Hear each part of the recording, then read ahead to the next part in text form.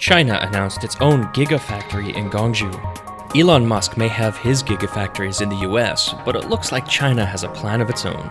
One of China's largest automakers, GAC Motors, will expand. They will build a 5-kilometer square electric vehicle industrial park in Panyu, boasting an annual production capacity of 200,000 units. GAC will invest a whopping $679 million into creating the massive plant. The construction has already started and will be completed by the end of 2018. The company recently reaffirmed its commitment to electric vehicles. They introduced the company's first ever all-electric car, the GE3, some time ago.